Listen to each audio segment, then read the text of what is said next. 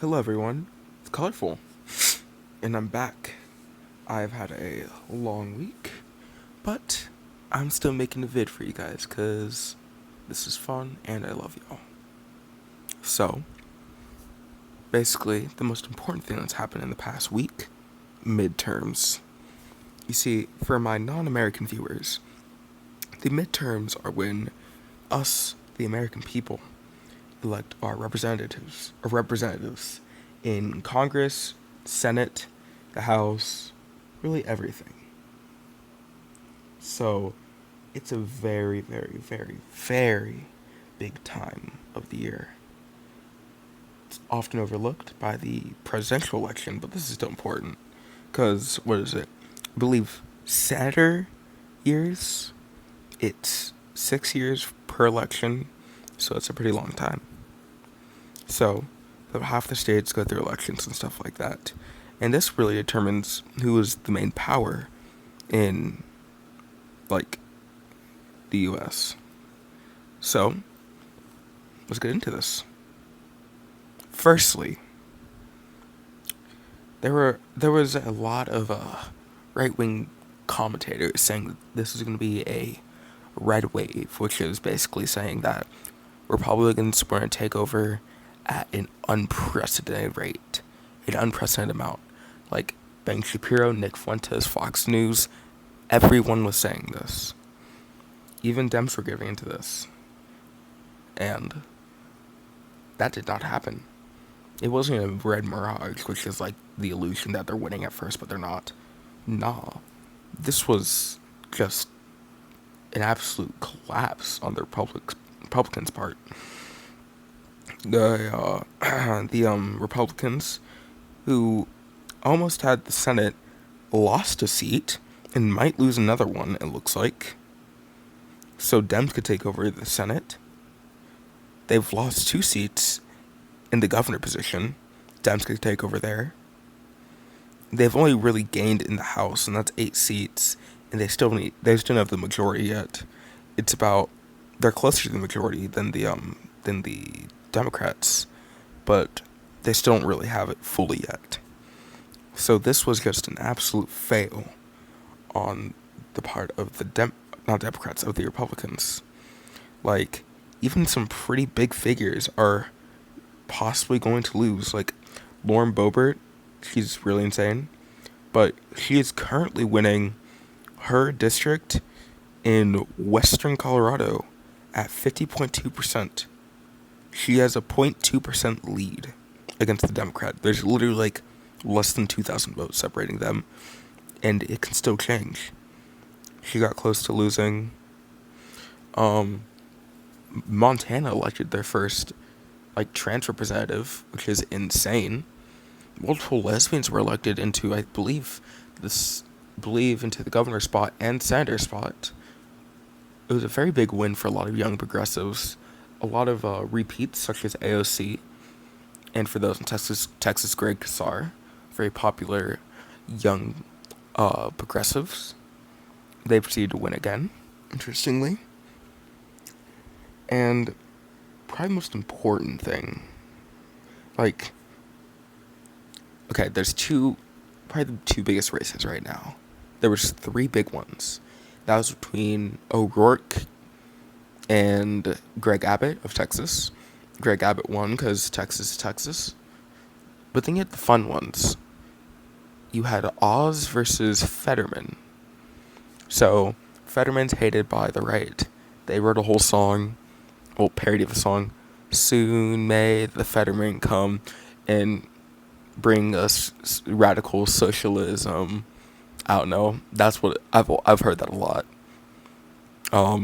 They're saying that he's crippled and unable to lead, and that he shouldn't be in office, and that Dr. Oz, who's Trump endorsed, should win, even though he's like a radio host. He's like a TV show host. He's like no political background. He lost. Fetterman wins. It's really funny, especially because Fetterman is like the last man you'd expect to be like a progressive. He's like 6'7", like this tall 50-year-old guy, bald, like looks closer to a skinhead than progressive. But he has one thing that gives it away. He always wears hoodies. Very progressive of him. And then in Georgia, you had Herschel Walker versus Raphael Warnock. Herschel Walker being a former football player and being a very strong pro-life person who has had multiple abortions or will force people to have abortions, which is really funny. They're going to a runoff. And I saw The Onion said that Raphael Warnock would lose his faith by seeing how many votes Herschel Walker got, which I wouldn't blame him because Herschel Walker is a very bad politician, and there's no way she would gain that many votes. And Warnock's pretty good. So, I have to say, that's depressing it's in the runoff, but it's likely that Warnock's going to win, hopefully. But yeah, let's just get to some key takeaways. This was very bad for Trump. A lot of backed politicians lost. And DeSantis, Trump's biggest competitor in the Republican Party, won his governorship by a lot. So it's obvious that there could be a war between DeSantis and Trump. And this is my favorite part. There have been DeSantis fans and Trump fans getting into it in the Republican Party. They are literally going to tear themselves apart over which president they want. And it's funny because DeSantis is literally just younger Trump. Like, DeSantis is the smarter guy, but which makes him more dangerous. I'd rather have Trump in office than DeSantis. And that's saying a lot. Because Trump is basically the closest. If Trump really had what he wanted, we'd be in a fascist state right now. And DeSantis is even worse than that. Like, that's bad. But I'm just looking forward for them to basically kill each other. Basically, a lot of right-wing commentators are going to get in on this, make a lot of money, but they're going to tear each other apart. I think the future looks pretty decent for Democrats right now, as long as they keep pushing for more progressive ideas, because Gen Z is very progressive. Shocking, I know. It turns out that a generation where you have better education, access to basically knowledge, turns out to become more progressive. Really shocking, I know. But, yeah, the midterms, pretty big loss for the Republicans.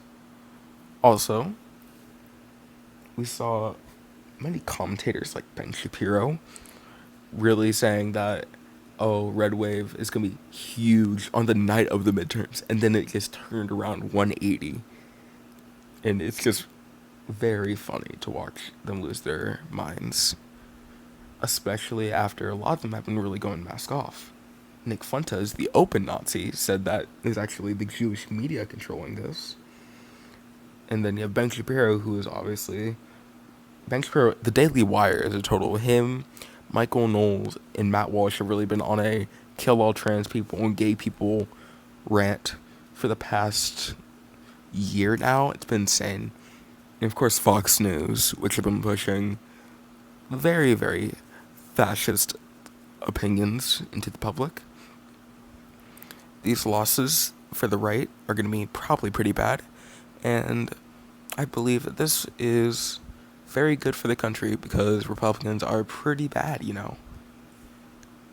I would just say that an insurrection against the country is not a good idea. And then trying to turn your very slightly democratic country into a fascist dictatorship is very bad. So they shouldn't exist. Bada bing, bada boom. I don't care who replaces them. They probably can't be worse. They lost the Dems, who are terrible at really pushing their own beliefs and ideas and stuff. Like, Dems are horrid. I did really bass boost that. They are just not good at pushing their ideology in a good light. So, I think this is really showing a big downturn in the Republican Party. Hopefully, this shows improvement in the country and possibly us not dying to climate change in the future and embracing better forms of technology. Well, oh, one last thing. Twitter's also been heavily involved in this. I had to bring in Elon Musk. Um, he's been pushing for a lot of right-wing conspiracies as well in recent times. And ironically, even with the addition of Twitter, Republicans still lost. So I think that's really showing how people feel about the right. This has been colorful, and this was a fun video to make. This will probably be up on Tuesday this week. And just a heads up, Trump should be announcing that he's running for the presidency soon, apparently. That'll happen in the next 1 to 2 days. So DeSantis will probably also announce that in like the next year or so. So just a heads up. Looking good for progressives. Alright, it's been a long video. Hope you guys enjoy this.